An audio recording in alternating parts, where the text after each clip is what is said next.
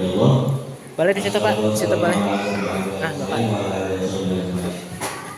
Yang pertama, mari kita panjatkan syukur kepada hadirat Allah, yang mana yang telah memberikan nikmat dan syukur kepada kita sehingga kita berkumpul di tempat yang indah diberkahi Allah Subhanahu Wa Taala. Shalawat beriring salam kepada Nabi besar Muhammad Sallallahu Alaihi Wasallam yang telah memberikan dari zaman jahiliyah sampai zaman kemudian seperti saat ini. Ada beberapa hal yang ingin disampaikan kepada Bapak dan Ibu semuanya supaya tidak ada terjadi kebingungan nanti pas di rumah. Nanti kan kita akan ada hitan atau situm atau sunat. Kita sudah beres di sunat ya. Nanti ibu dan bapak kasih tahu anaknya. Nanti ketika emang mandi di rumah, jangan sampai kena air mandinya ya di bagian ini. Pokoknya harus diusahakan dari awal sekarang sunat sampai 5 hari ke depan. Jadi jangan kena air. Boleh mandi tapi hati-hati, boleh ditutup pakai apapun itu ya yang ada di rumah. Supaya kenapa? Karena kita mencegah supaya jangan sampai infeksi kayak gitu. Karena kan air mandi kan kita tahu bersih atau enggak gimana. Jadi memang harus pencegahan lebih dini gitu ya. Yang kedua, ketika anak kencing, coba diusahakan supaya jangan sampai kena air kencing. Sebenarnya air kencing ini bakteri, karena kan kita ketika nyunat suka ada ini ya, suka ada tetesan ke bagian luka ya. Itu kalau bisa dipertahankan, boleh pakai tisu kering, boleh pakai tisu ataupun lap ataupun semisal kayak apapun itu, jangan sampai si luka bekas sunat jangan sampai kena air kencing ya. Diusahakan supaya mencegah infeksi juga. Karena apa? Karena air kencing itu sebenarnya bakteri gitu ya. Kalau udah kena luka takutnya terjadi infeksi, malah nanti bengkak ya gitu. Jadi kesembuhan 100% dari kita mungkin harus steril dan bersih, dari ibunya mungkin diajak kerjasama oleh kita supaya di rumahnya supaya lebih cepat keringnya gitu nanti ya, habis sunatnya ya gitu. Terus yang ketiga, selain mandi air kencing, yang ketiga ketika nanti di rumah pastikan ini ada yang sekolah juga, ada yang belum sekolah ya. Yang sekolah mungkin bisa sekolah, boleh mungkin pakai celana sunat, tapi mungkin jangan banyak gerak-gerak dulu gitu ya. Jangan banyak gerak atau misalkan jangan banyak istilahnya aktivitas yang terlalu berlebih, main bola atau main volley dan lain-lain gitu ya. Mungkin jangan dulu ya, dikasih tahu sama anaknya. Kalau bukan ibu dan bapak yang kasih tahu kan, anak-anak gak bakal ngerti ya, kayak gitu ya Bu ya, ya Pak ya. Nah, jadi maksudnya jangan terlalu aktif dulu lah, diusahakan 5 hari ke depan sampai 7 hari ya. Nah, yang keempat, dari mandi, air kencing, jangan banyak aktif. Nanti ketika ada tetesan darah atau ngerendes atau misalkan ada pembengkakan, diusahakan jangan sampai panik ya, karena itu kadang proses penyembuhannya seperti itu. Yang penting nanti minum obat ya, ada obat antibiotik 3 kali sehari, ada obat anti radang 3 kali sehari, ada obat apalagi anti nyeri 3 kali sehari. Itu fungsinya untuk mencegah infeksi semuanya ya. Anti radang untuk mencegah pembengkakan, antibiotik untuk mencegah bakteri masuk ya gitu. Jadi jangan sampai panik, oh ini bengkak enggak. Memang kadang kalau misalkan manual artinya sunat seperti ini, kalau ada pembengkakan nanti ditunggu aja dulu sampai 7 hari. Nanti dapat jatah kontrol 1 kali ke klinik Taskia ya. Tahu ya klinik Taskia di mana ya? Gitu. Jadi boleh kontrol kalau memang ya, catatannya kalau memang tidak kunjung sembuh, artinya ada pembengkakan atau besar. Makanya di situ kenapa nggak boleh terlalu aktif dulu, karena nanti di situ kan terjadi kayak ada rembes dan lain-lain kan. Itu kadang dari anaknya sendiri, bukan dari kita gitu kan. Kalau kita insya Allah udah alat udah steril, misalnya semuanya udah steril, udah maksimal banget gitu ya. Jadi kalau bisa dari semuanya, dari ibu dan bapak 1 sampai 7 hari ini pantauan benar-benar dipantau benar-benar gitu ya. Jadi bukan anaknya kita biarkan begitu saja gitu ya gitu. Ada yang mau ditanyain nggak supaya nggak bingung? Ada kan ada orang tua, nah ya udah.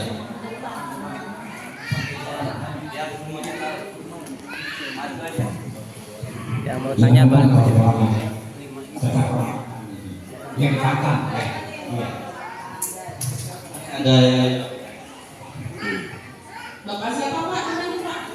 Pak Supriyadi. Pak Supriyadi tadi bertanya ada pantangan apa enggak? Kalau pakannya seperti apa ya? Bagus banget pertanyaannya. Mungkin ada juga yang masih belum tahu ya Bapak Ibu ya. Pada prinsipnya sebetulnya tidak ada pantangan sampai sampai kita ketahui misalnya ternyata dedeknya alergi tongkol kan ada ya, atau alergi seafood itu kayak udang, cumi kayak gitu. Kalau misalnya ada alergi yang tadi dihindarkan saja. Tapi kalau misalnya tidak ada alergi apapun boleh. Mungkin daging kambing aja yang dulu zaman. Tapi kayaknya kalau anak-anak jarang ya makan rabe gitu ya. Jadi boleh ya Pak.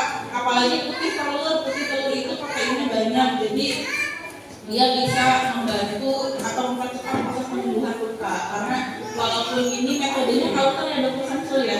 Ini metodenya kauter. Kalau kauter itu nggak kayak zaman dulu yang manual digunting terus berdarah-darah Bapak Ibu. Kalau kauter itu lebih sedikit darah walaupun ada juga yang mengeluarkan darah tapi sedikit banget gitu. Makanya tadi kan Dr. Samsul bilang kalau di rumah ternyata ada rembesan darah nggak berhenti terus dalam 7 hari misalnya masih belum menunjukkan proses progres perbaikan. Kalau bingung silakan ke klinik pasien gitu ya. Nanti bawa kupon ya Pak Bani ya. Nanti ada pengantar Bapak Ibu tadi dapat kupon.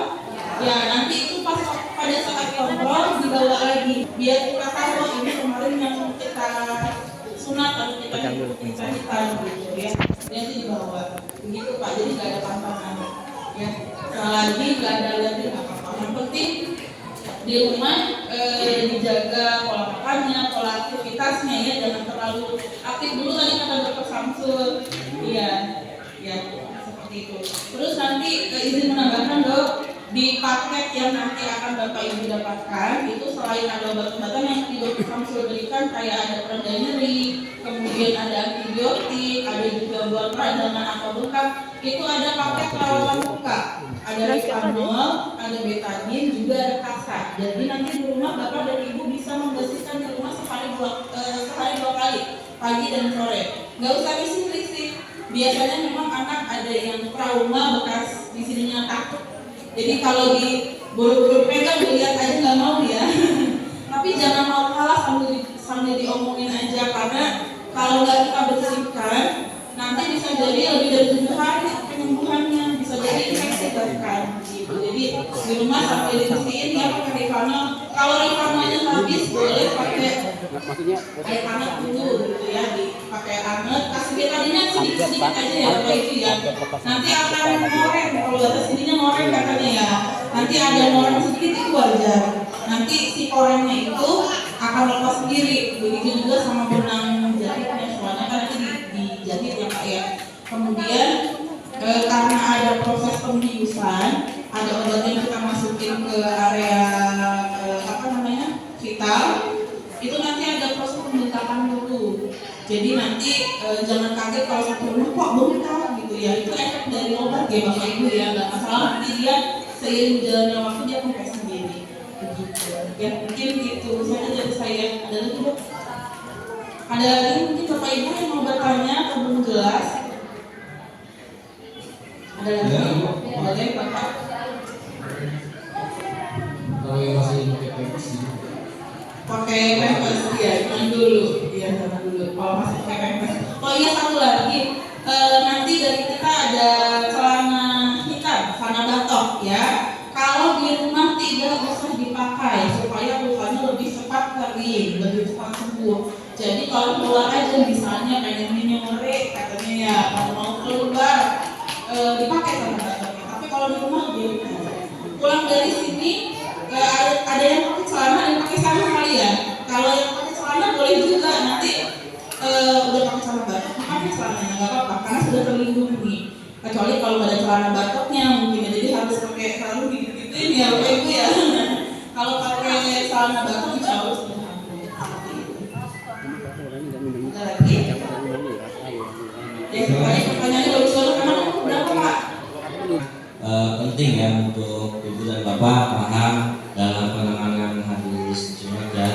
artinya kan disunat itu bukan masalah apa ya, karena kan memang dipotong ya, ada kulit yang luka, intinya kan gitu ya. Jadi maksudnya biar bapak dan ibu jangan panik, karena sunat itu sebenarnya nggak apa-apa, nggak ada istilahnya terjadi apa kalau misalkan dan ibunya rajin kan tadi udah dijelasin ya, ada reparno, ada kasar, 3 kali sehari boleh, 2 kali sehari minimal, maksimal 3 kali sehari.